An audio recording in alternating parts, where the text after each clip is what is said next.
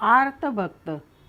नमस्कार मंडळी, कसे आहात आपण श्रोते हो. आज मी तुम्हाला स्वामींच्याच काळातली एक कथा सांगणार आहे. चला तर मग आपण कथा जाणून घेऊयात. स्वामी जेव्हा अक्कलकोटात राहत होते त्यावेळी तेथे एक गरीब ब्राह्मण बाई राहत होती. ती स्वामींची निस्सीम भक्त होती. ती नेहमी स्वामींची पूजा अर्चा करायची व नामस्मरण करायची. स्वामींना मानसिक नैवेद्य दाखवायची. तिच्या मनात खूप वेळेला यायचे की स्वामींची पूजा करावी, त्यांना नैवेद्य अर्पण करावा. मनातली इच्छा तिला पूर्ण करताच येत नव्हती, कारण बाई निर्धन होती. इच्छा असूनसुद्धा तिला आपली इच्छा पूर्ण करता येत नव्हती आणि स्वामींपर्यंत पोहोचणे तिला फार कठीण जात होते, कारण भोवतीचे लोक तिची दाद लागू देत नसत. स्वामींच्या जवळ तिला येऊ देत नव्हते. त्यामुळे ती लांब बसूनच स्वामींचे चिंतन करीत बसायची आणि लांबूनच स्वामींचे दर्शन घ्यायची. आपण गरीब आहोत म्हणून आपला कोणी वाली नाही, अशी तिची भावना झाली होती.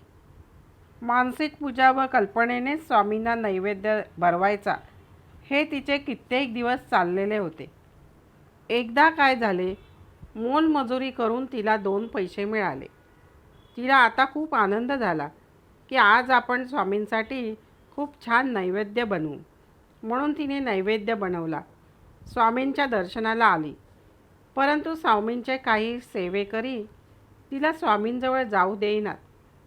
तुम्ही नैवेद्य ग्रहण करावा अशी माझी आर्त इच्छा आहे स्वामी. मी तुमच्यासाठी नैवेद्य घेऊन आलेले आहे, त्याचा स्वीकार करा ना स्वामी. माझ्यासारख्या गरीब स्त्रीकडे लक्ष द्या ना हो. आणि काय आश्चर्य झाले म्हणून सांगू. स्वामी एकदम बोलले, एक ब्राह्मण स्त्री मला नैवेद्य घेऊन आलेली आहे. जे कोणी तिला अडवतील ते मला सहन होणार नाही. ते असा तडाखा लावील की आयुष्यातील उठतील. स्वामी भेदक नजरेने आपल्या सेवेकरांकडे पाहत उच्च स्वरात कडाडले आणि एकदम मौसूत आवाजात त्या ब्राह्मण स्त्रीला म्हणाले, माते, तू इकडे ये. स्वामींचा गोड आवाज पाहून त्या स्त्रीला खूप आनंद झाला. तिने धावत जाऊन स्वामींना आपल्या हाताने नैवेद्य भरवला.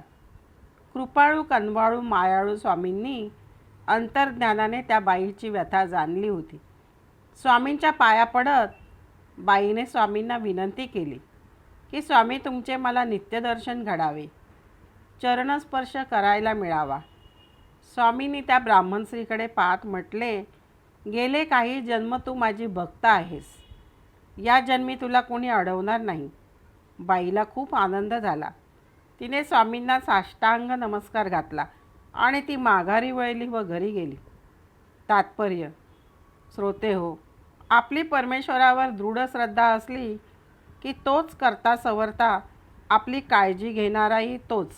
ही भावना मनात रुजली की काळजी संपते व मन प्रसन्न राहते व सर्वत्र भगवंत प्रकाश पसरला आहे ही खात्री पटते.